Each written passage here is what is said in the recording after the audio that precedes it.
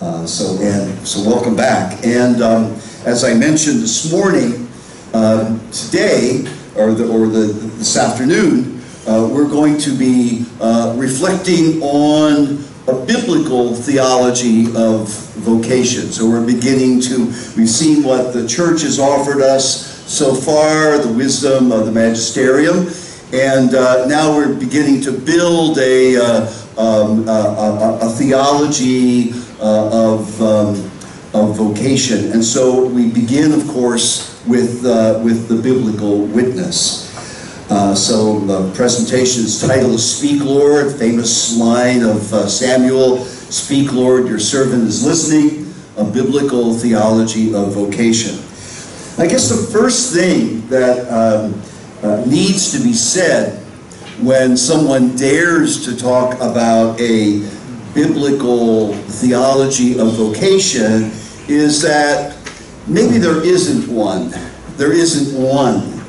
There's no one way that the Bible tells the vocation story of so many of its characters.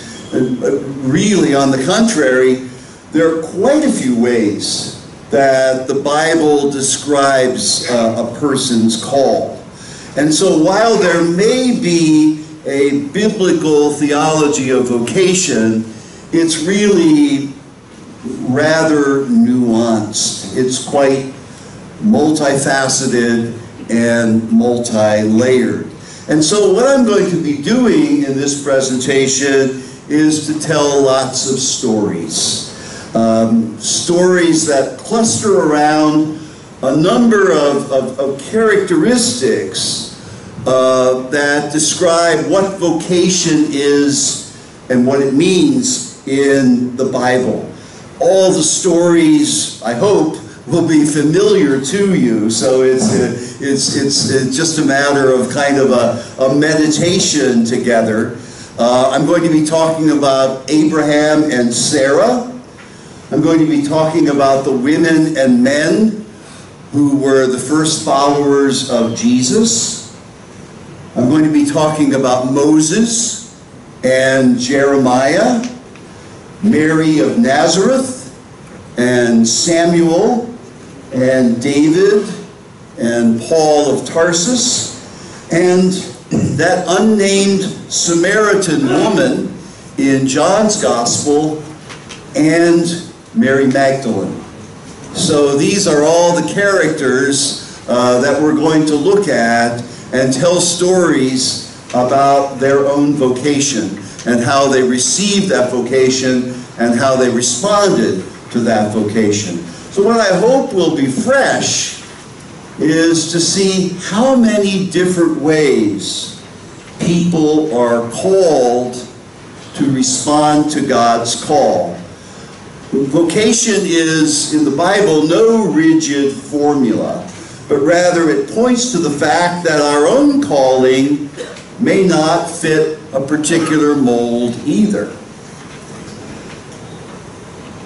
God calls some women and men who respond right away, but they need a lot of formation. They have a lot to learn. Others hesitate tremendously, and then they are obedient, putting their faith in the fact that God is a God who will always be with them. Still others will refuse to respond, or they'll respond and then they'll turn away. And others are, in some ways, the most unlikely candidates to be called by God. The Jesuit spiritual writer James Martin writes in his book called My Life with the Saints that God works in some very weird ways. And I think that is certainly the case in the Bible. So my first cluster of stories is going to be about Abraham and Sarah and the first disciples of Jesus. And I call this bunch of stories, as it were, leaving all behind, but having to learn a lot. So let's look first of all at Abraham and Sarah. As we know, Genesis seems to begin its real historical narration at the beginning of chapter 12, when Abraham, or Abram, as he is called at that point, is introduced. And we read the words, "Go forth from the land of your kinsfolk and from your father's house to a land that I will show you." The command is sweetened by a kind of an outrageous promise that Abram would become a great nation, and all the communities of the earth would find a blessing in him. But it was outrageous because Abram's wife Sarai, and I think he was around 75 years old at the time of his calling, Sarai was barren. And at 75, didn't seem like she had much of a chance of having a child and starting that great nation on whom all nations would find a blessing. But in perhaps one of the most understated lines of the Bible, when God says, "Go forth from this land," and so forth, the Bible simply says, Abram went as the Lord directed him, and leaving all security behind. In Hebrews, when the author of Hebrews reflects on Abram's response, it said he went out not knowing where he was to go. He just followed God's command. And, you know, as we know, Abram is seen as the model believer, the father of our faith, the model respondent to vocation. God calls and Abram answers. There's no details in the Bible about Sarai. We can only imagine what she thought when Abram comes home one day and says, "Well, Sarai, we're moving. Where to? I don't know." You know, just imagine. Maybe, you know, as a good wife, especially in that culture, well, she just went along with what he wanted. But we might imagine, though, that maybe she had some kind of call, maybe through Abraham or directly, some kind of call herself. And so she supported Abram in this bold risk that he was taking. It's interesting, there's certainly no hint of her ever complaining about the journey or the nomad life that they would lead. Of course, the Bible usually doesn't give details about women, but I think we have good reason to think that Sarai's response was just as generous and wholehearted as her husband's, Abram. But of course, you know, it wasn't all that simple.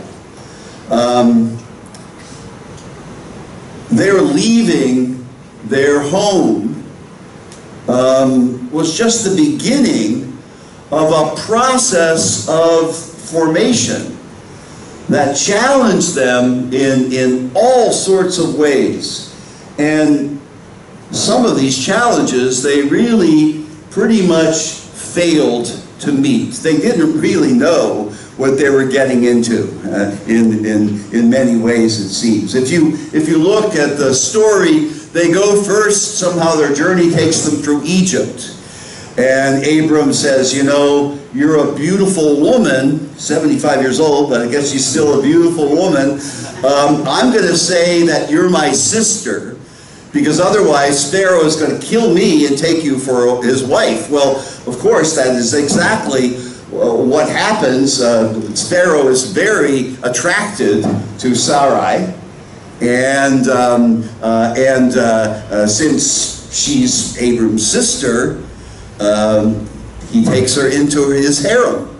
And then, of course, all sorts of plagues happen, and it finds out that Abram lied, and so Pharaoh says, "Okay, you better get out of here, you know, so I can get on with my rule." But it doesn't seem like they learned their lesson, because a couple of chapters later, after Abram and Sarah's names have been changed to Abraham and Sarai, they go to a place called Gerar, and there's a king there named Abimelech, and they do the same darn thing. You know, Abram passes Sarai off as his sister. And there's all sorts of problems in the harem and all that stuff, and finally Abimelech has to let them go. Even when God promises that Sarai or that Abram is going to have a son, Sarai can hardly believe it, and she says, "Why don't you take my handmaid, Hagar, and she's the one who's going to give you a son." She didn't believe that she could actually bear a child. And then later on, when Abram is promised, and look at the stars of the heaven, you know, your descendants are going to be as great as these stars, what does Abram do? He laughs. And then when the three visitors come, and they tell Abraham that Sarai is going to have a child within the next year, she's behind the flap of the tent, and she starts laughing. They don't believe. And then that difficult moment when Abram thinks that he needs to sacrifice his son Isaac, again, he doesn't quite fully understand, and God has to intervene to make sure that that horrible thing does not happen. But through it all, Abraham and Sarah kept responding. They kept believing. They kept being open to God's formation. And as imperfect was their understanding, they're still, as Paul says in Romans, they're still our parents in the faith. They're still models of vocational response. And I think this gives us the courage to follow God's call even when we don't understand it. You know, sometimes we just have to follow our heart when we're convinced that the Spirit is leading us. We don't quite know what we're doing. Some people just don't know what they're doing, but they do it. They have a lot to learn. They have a lot of formation to go through. They make a lot of mistakes, but they're doggedly following the Spirit that's leading them, that's leading them in their hearts. And the same kind of spontaneous response that Abraham and Sarah gave, and the same kind of imperfect understanding, is what we see in the response of the disciples to Jesus, the first disciples, in Jesus's call in the Gospels. As Jesus begins his ministry, he's walking by the seashore, and he sees Simon and Andrew, and simply says to them, "Come after me, and I'll make you fishers of women and men." And the text simply says, very similar to Abraham and Sarah, and they left their nets and followed him. But the story continues. Jesus continues walking along the shore and meets the sons of Zebedee, James and John, mending their nets. And the text says, then he called them. So they left their father Zebedee in the boat, along with the hired men, and followed him.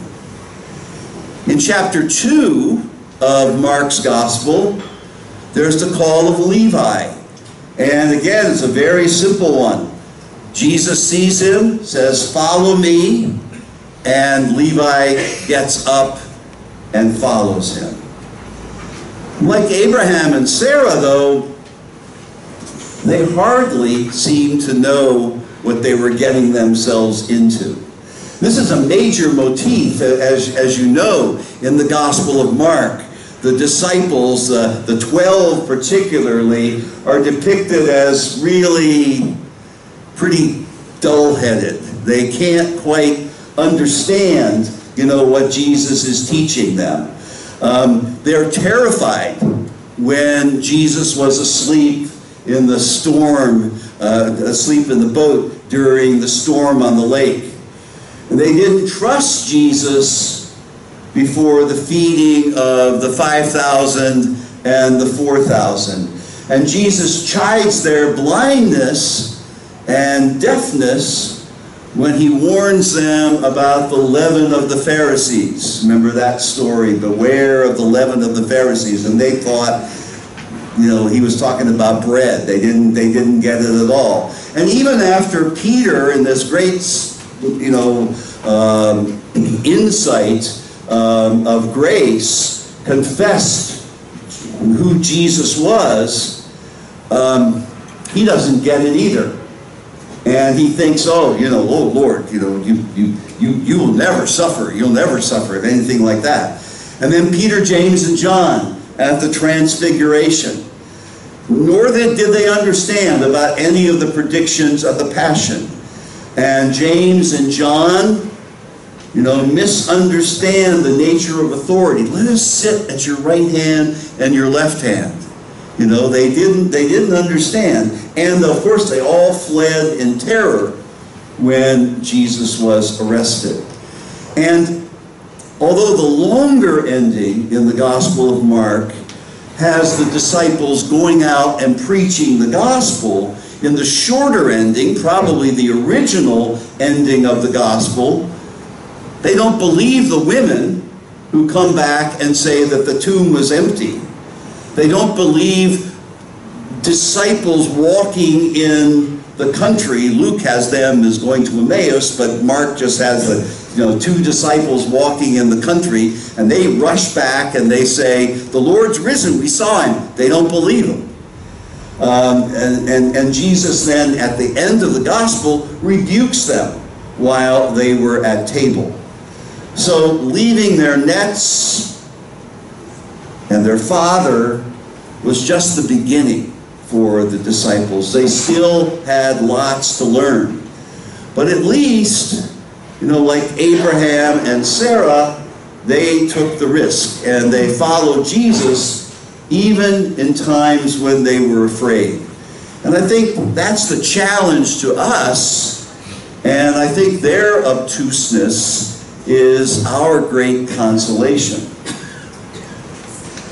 Donald Sr., a great scripture scholar, good friend and colleague of mine, says it's not by accident that the most pervasive symbol for describing the life of faith is that of journey. I think one aspect of vocation in the Bible is that it's the beginning of a journey where we see people leaving very spontaneously, very generously, but then they gradually understand what the vocation is all about.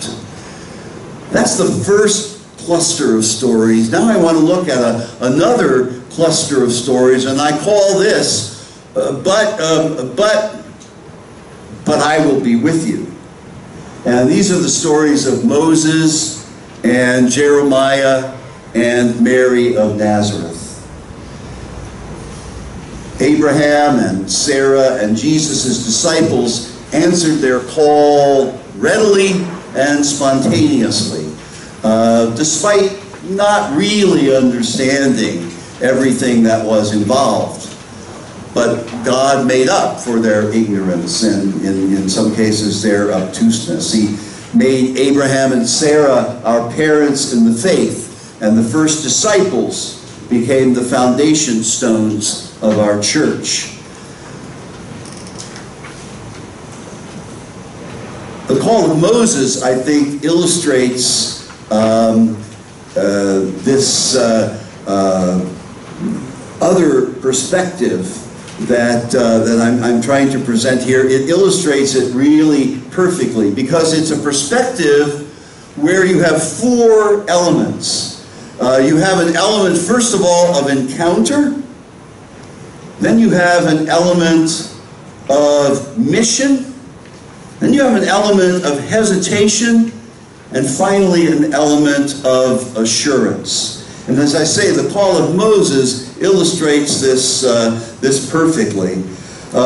Lori Brink, one of my colleagues in Chicago, a New Testament scholar, talks about Moses and the beginning of the life of Moses. You know, he had a difficult start, a privileged upbringing, did a seriously bad deed, was fleeing from the consequences. She said, it's like a made-for-TV movie.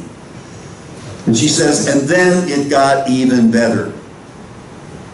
Moses flees into the desert, gets married, and one day he's tending his father-in-law's sheep.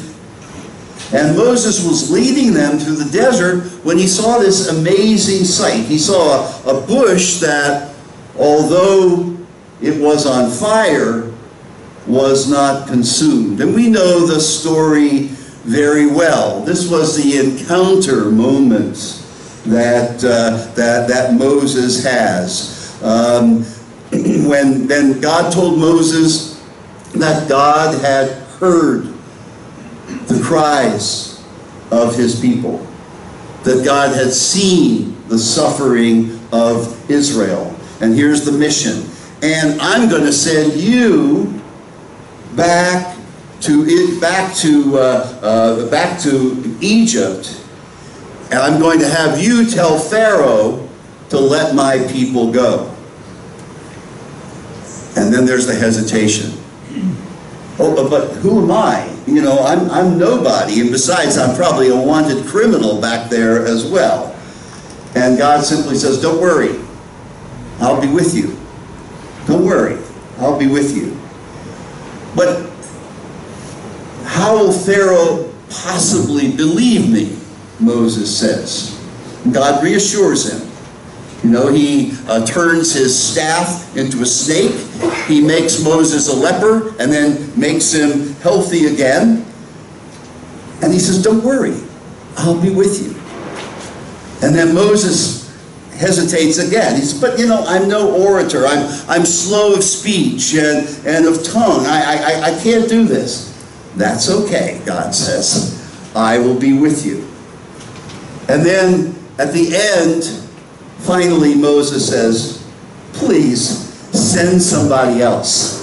God gets really angry and says, no, you are the one that I want.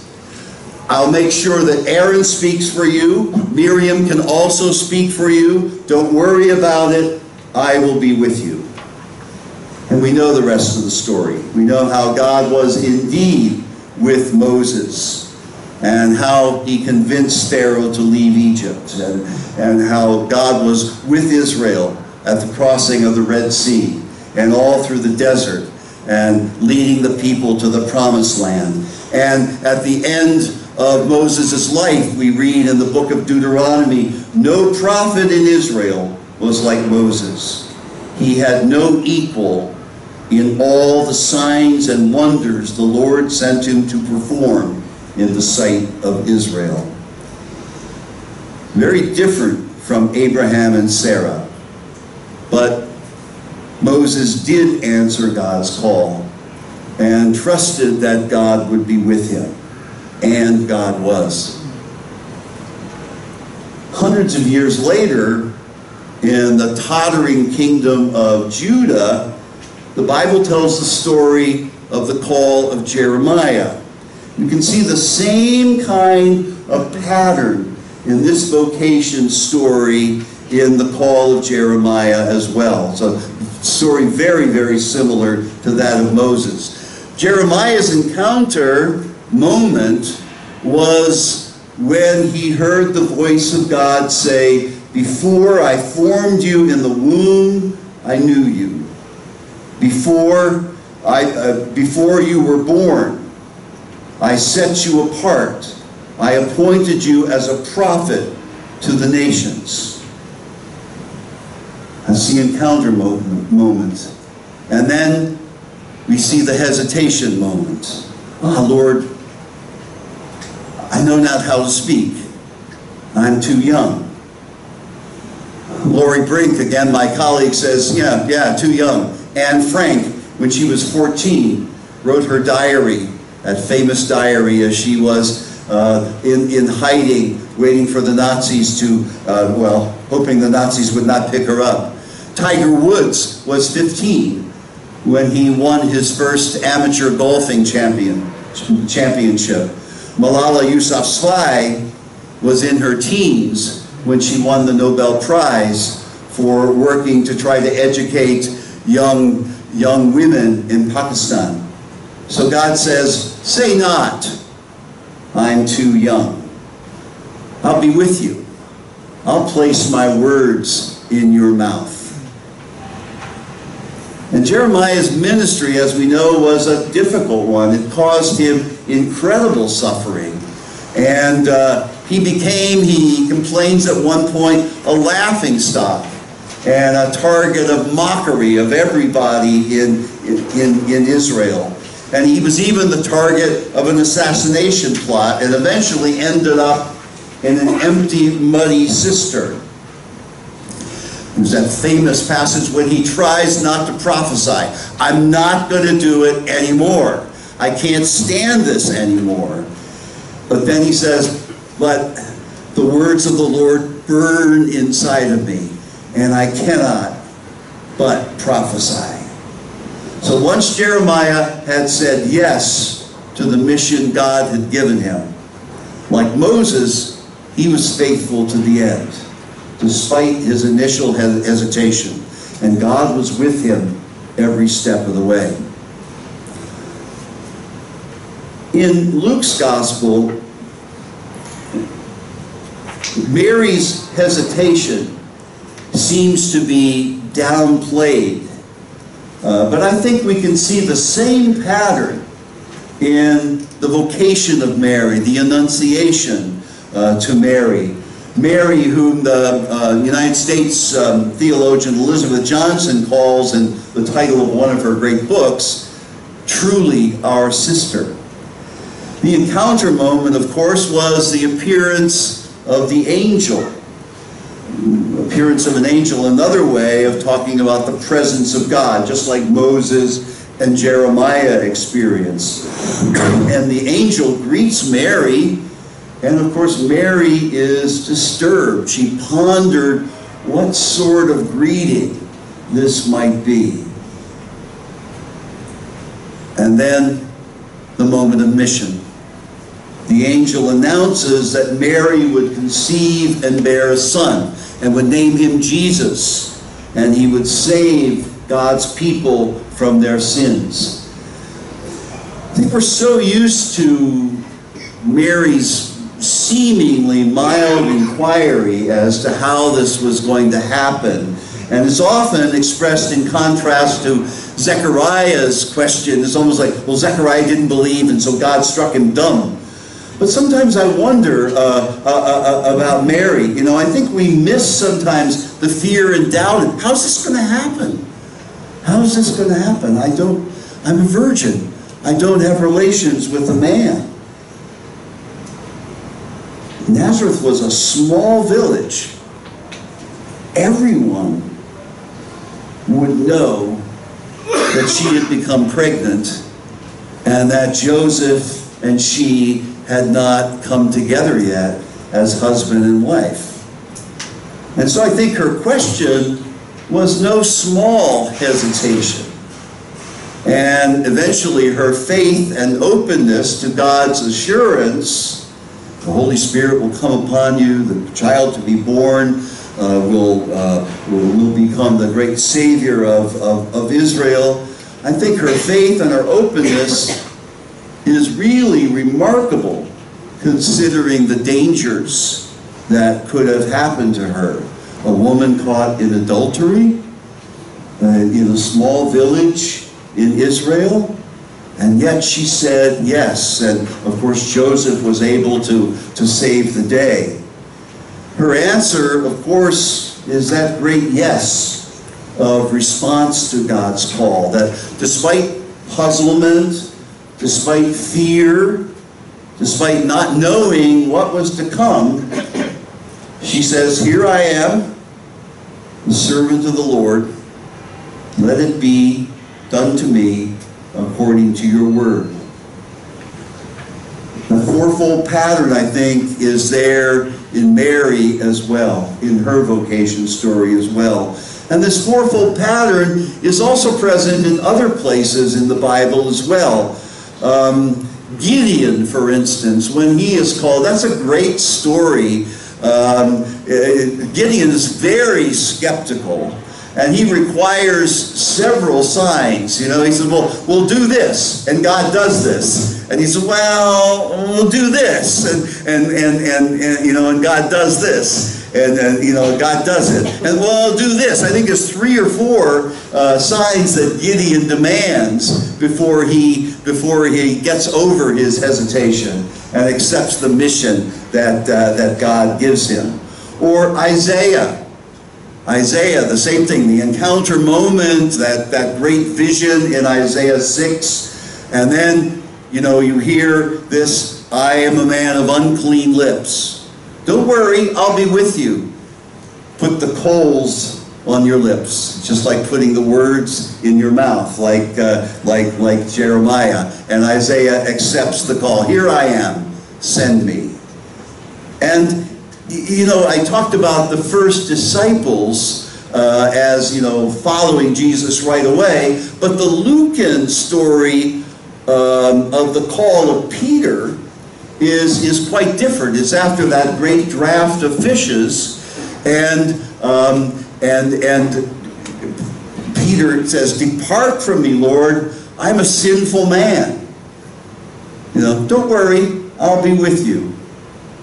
From now on, you will be a fisher of men and women." You know, and so Peter accepts the call. And you know, the famous painting of Caravaggio of Matthew's call, very, very different.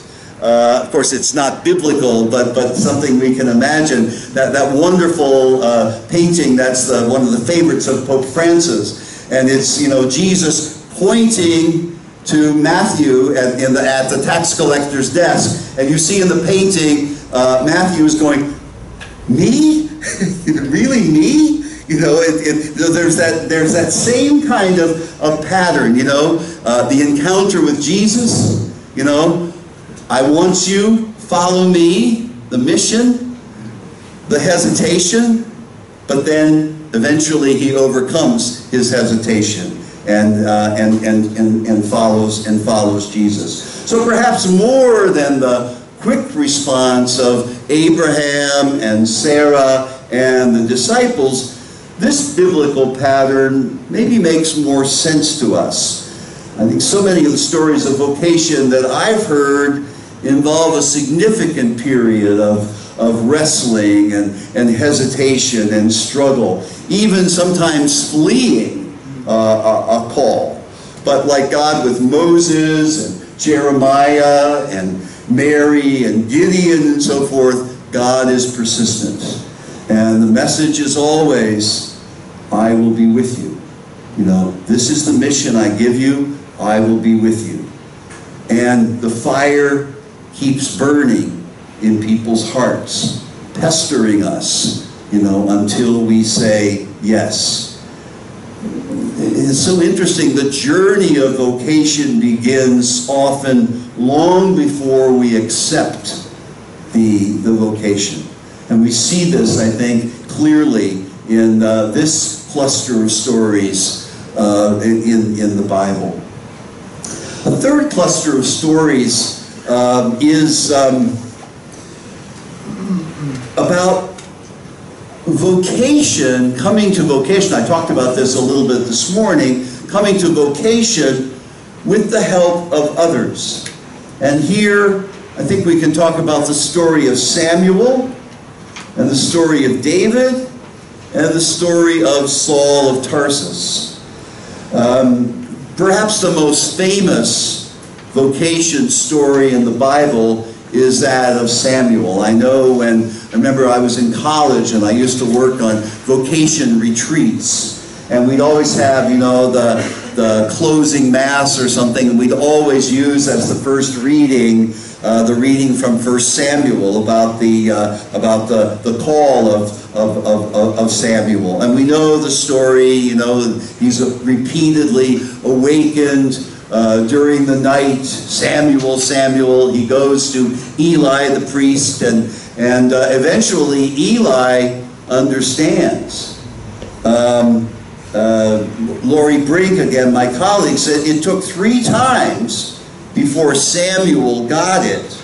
But actually, Samuel himself never gets it. It's only really Eli, you could say his mentor, who helps Samuel understand what's going on and leads Samuel to his vocation. So in a real sense, Samuel owes his vocation to Eli. And I think the same is the case for David. I mean, David, of course, wouldn't have had a clue that he was to be the king of Israel. In that wonderful story of how Samuel chooses David. You know, he sees these 6 handsome sons of David's father, Jesse, and he thinks that each one would make a magnificent king, but each one, the Lord says, no, this is not the one. But it's only when he calls for David to come out of the fields that he recognizes that David is the one. And he anoints David king in the midst of his brothers, as the text says. So in some way, David owes his vocation to the prophet Samuel. And then finally, there's Paul, aka Saul of Tarsus, the #1 enemy of the early Jesus community in Jerusalem. And we know the story well. He's struck to the ground, not necessarily thrown off his horse, as we know, but struck to the ground by a lightning bolt, and suddenly become blind, and is confronted by Jesus himself. But who helped in Paul's conversion? It was Ananias. In a way, it's a beautiful story, because Ananias has a little conversion story there too. And it's the one, you know, the mission hesitation, but nevertheless, you know, it's, oh, but Lord, he's an enemy of the people. You just go, you know, just go. I'll be with you. I know what's right, you know. And Ananias goes. He explains to Paul what had happened. He explains the news of Jesus of Nazareth, the good news of Jesus of Nazareth. Without Ananias, Saul would have remained a confused and blinded man. But it was because of him that he was able to receive not only his sight, but also his faith. And then Barnabas takes Saul back to Jerusalem. So you have people helping Saul to come to his faith and come to his vocation as the great apostle to the Gentiles. And what this points to is that we are social beings. And more often than not, God doesn't just speak in the depths of our hearts, but God speaks through the Elis and the Samuels and the Ananiases and the Barnabases of our lives. And I think we need to listen to the experience and the guidance of others. You know, our family, our friends, our advisors. And I think this is so important that we recognize that so often people get their vocation from others. I think one of the things that is said very often in these days in talking about vocation is that even priests don't talk to young men and say, you know, maybe you have a vocation. You ever think about the priesthood, or talk to a young woman? So you ever think about religious life, or talk to someone in the parish? You ever think about being a lector, or being a communion minister, or you know, something along that line? That our vocations come from others. And we need to, when we see people that we think have promise in this regard, we should be like Eli, or like Ananias, or like Samuel. I mean, excuse me, like Barnabas, or Samuel with David. Finally, there's two stories which, in a way, I like to say I'm telling giving 3.5 versions of a biblical theology of vocation, because this idea of, you know, mission or evangelization runs through all of these ones. But I think there are two particular stories which give us an example of a vocation to evangelization. And these are the stories of Mary Magdalene and the Samaritan woman. These, you know, as I say, two stories that highlight something in every vocation story in the Bible, that call to share the good news. In the case of Mary Magdalene, again, the Bible doesn't talk a lot about the vocation stories of women. You know, Mary of Nazareth is quite an exception, and there may be one or the other in the Bible. But there's no doubt that Mary received a call to discipleship after, as the text says, those 7 devils have been cast out of her. It's too bad, you know, the evangelist didn't see fit to recount that story, or the story of, you know, Joanna, you know, Mary, the wife of Clopas, and several other stories of women who we know are around Jesus and are Jesus's disciples, but we don't have the story of their call. However, we do have a specific story of the call of Mary Magdalene to evangelization. It's in John's Gospel after the resurrection. We know the story how Mary was at the tomb, and she was weeping after Peter and John had gone away, and she sees Jesus. She doesn't recognize him. She thinks he's the gardener, and she asks, you know, where have you taken my Lord? So I can take him, so I can give him again a proper burial. And Jesus simply says to her, Mary, says her name, and he says, and she says to him, my teacher, Rabboni, my teacher. And what he says then is, go to my brothers and sisters and tell them that I have risen from the dead. And tell them that I'm going to go before them into Galilee. And Mary went. She obeyed this vocation to be an evangelizer. And there's this early tradition in the early church that talks about Mary Magdalene as the apostle to the apostles. You know, she, in John's Gospel, is the first person to see Jesus after the resurrection, and the first person to be given the commission to preach the gospel, of the resurrection. This whole idea that Mary was a prostitute and all that stuff, that's not at all in the scriptures at all. It's the invention really of Gregory the Great, you know, but really Mary was a faithful disciple. You know, obviously suffering from a terrible illness, whatever those 7 devils were. You know, but she was the one, that, at least in John's version of the story, that Jesus chooses to call to be the first evangelizer. And although there's no formal commission of the Samaritan woman in John 4, I think what the story recounts is how Jesus, in this wonderful dialogue that goes on in chapter 4 of the Gospel, in this dialogue of mutual self-disclosure,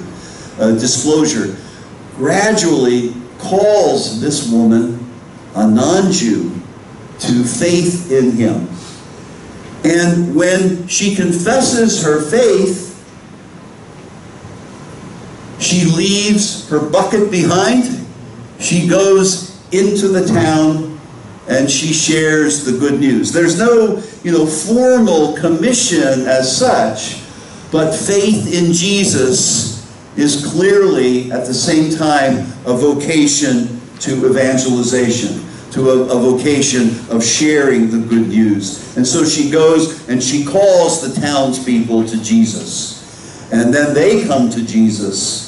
And as the story ends, it says, we no longer believe simply because you told us. We now believe because we have seen and we have heard with our own eyes. Some words of conclusion here. Of course, there are stories about people who refused God's call, or people who once said yes and then change their minds and drift away. But God is always a God of freedom. God is always a God of free decision and never forces the divine will on anyone. God is certainly persistent, as we know from Moses and Jeremiah and Gideon and so forth, but never forces God's will on anyone. But we know the sad tale of Israel, accepting, going away, accepting again, going away. In the Gospels, the tale of the rich young man who went away sadly because he had so many possessions. Or also in the Gospels, those three people who waver in their commitments. Oh, Lord, let me follow you, but I want first to go say goodbye to my parents, that kind of thing. So there are those kinds of stories. But ultimately, however, I think the point of the Bible is not just to tell stories about God's call to people who accept or reject. The point of the Bible is ultimately to recognize that the Bible story is our story, that we're invited to leave the safety of what we know behind and to embark on a journey that reveals itself to us as we undertake it and as we struggle in our own misunderstanding of it. And indeed, we know that responding to God's call, as the Synod document says so powerfully as well, is a lifelong task. I love, there's a hymn that I love to sing. It's about going to Jerusalem. And the line that keeps on coming back is, the journey is our destiny. And I think that's so often the case with our vocation. The journey of our vocation is our vocation, is our destiny. The Bible story tells us that we're invited to love and serve God and our sisters and brothers despite our own hesitations about our own unworthiness and our own inabilities and so forth. And we are invited to listen to those around us, like Samuel listened to Eli, and David listened to Samuel, and Paul listened to Ananias and to Barnabas.